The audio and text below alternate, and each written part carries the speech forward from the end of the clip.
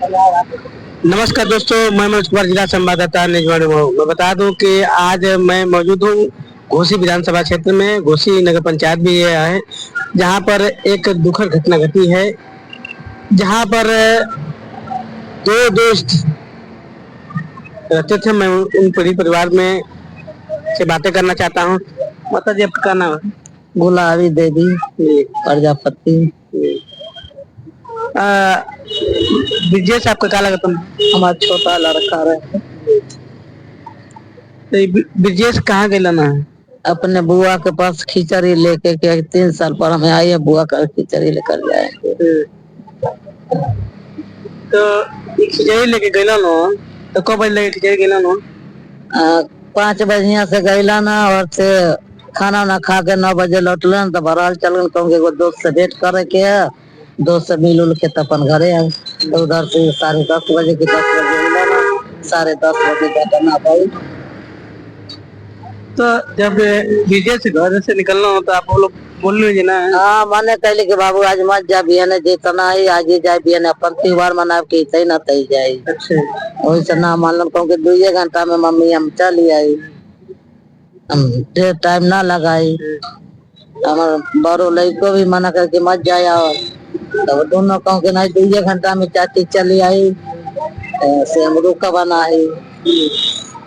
आज लेट ना हो, चूटी डार हरदौड़ी देवे के बाद मिला देवे के बाद ढेर दूर जाए के नाम 2 घंटा में लग।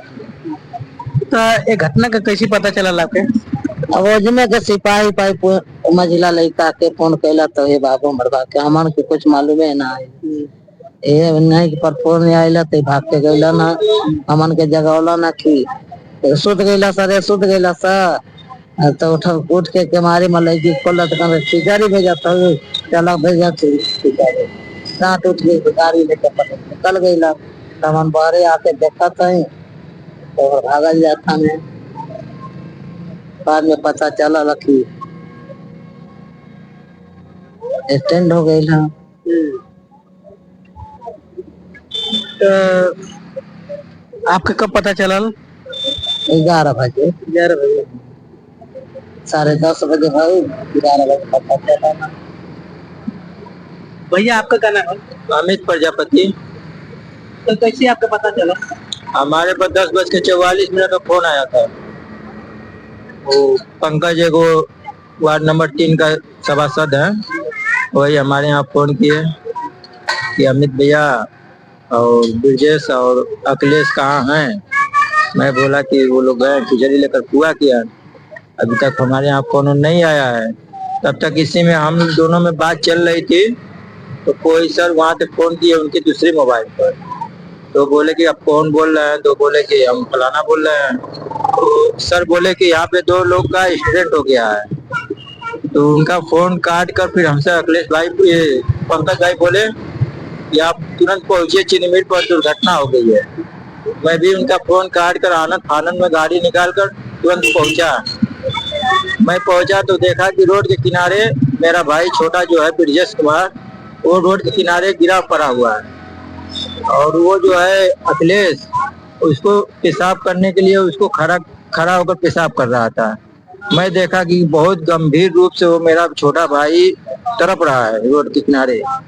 तो मैं आनंद फानन में उसको देखा, थोड़ा हाथ भी लगाया, पूछा तो बोला कि भैया पेशाब लगी है, पेशाब करा दीजिए हमको। फिर उसके बाद हम बोले चलो ठीक है, पेशाब कल को कराएंगे। तो फिर सिपाही लोग पूछे आप कौन है? तो हम कहे कि हम इनके बड़े भाई साहब हैं। तो फिर उसके बाद बोले कि ठीक है, थोड़ा नाम पूछे लोग। फिर उसके बाद एम्बुलेंस में रखे। उसके बाद बोले कि आप चलिए हॉस्पिटल पर, और अपने कुछ गार्जियन को भी साथ ले लीजिएगा। फिर मैं उसको उसी एम्बुलेंस में लोग रखे। उसके बाद हम बड़े भाई साहब को फोन किए कि भाई का इंसिडेंट हो गया है, आप तुरंत हॉस्पिटल पहुंचिए, मैं पीछे से आ रहा हूँ। फिर उसके बाद एम्बुलेंस, मैं आगे निकल गया, एम्बुलेंस पीछे से गई। फिर उसके बाद हॉस्पिटल गए, हॉस्पिटल में नाम पता लोग पूछे।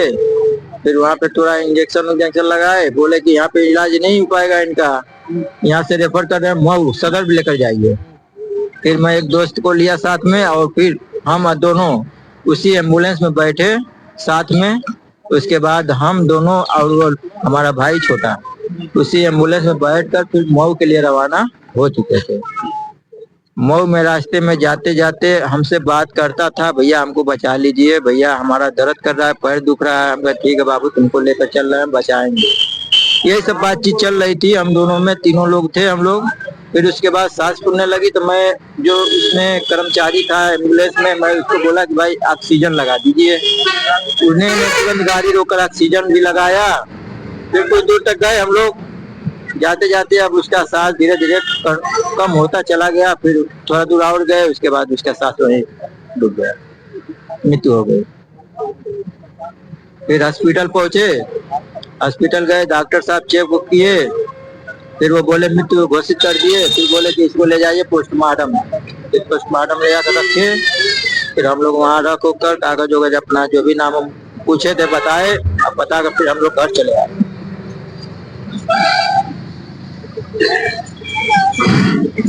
तो दोस्तों, हमारी खबर आप समझ गए होंगे कि अपने भाई को मना कर दिए, लेकिन मना करने के बाद भी ब्रिजेश प्रजापति नहीं माने। वो कह रहे थे कि हम बुआ का खिचड़ी लेकर जाएंगे, 2 घंटे में चले आएंगे।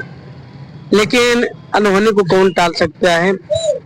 जो होनी होनी है वो कुछ को कोई रोक नहीं पाएगा। वही हुआ भी इस पीड़ित परिवार के साथ। तो दोस्तों, मैं एक संदेश अपने माध्यम से देना चाहता हूँ, पीड़ित परिवार के माध्यम से मैं देना चाहता हूँ कि बड़े बुजुर्गों को बात सभी लोगों को माननी चाहिए, और न मानने का नतीजा यह परिवार बता रहा है कि ब्रिजेश प्रजापति लाख मना करने के बाद भी अपने बुआ के यहाँ गए थे।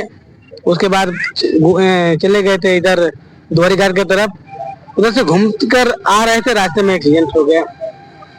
एक्सीडेंट के बाद बता रहे थे भाई साहब कि हम उनको लेकर गए घोसी, घोसी से मऊ लेकर जा रहे थे सदर हॉस्पिटल, रास्ते में उनकी डेथ हो गई और उसके बाद पोस्टमार्टम में ले गए। सारी खबरें भैया बता दिए हैं। तो आप हमारी खबर से कितना सहमत हैं? अन्य खबरों के लिए मऊ 24 न्यूज और फेसबुक पर पा सकते हैं मनोज को पत्रकार पर।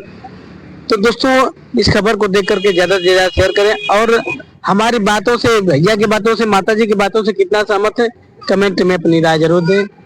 धन्यवाद।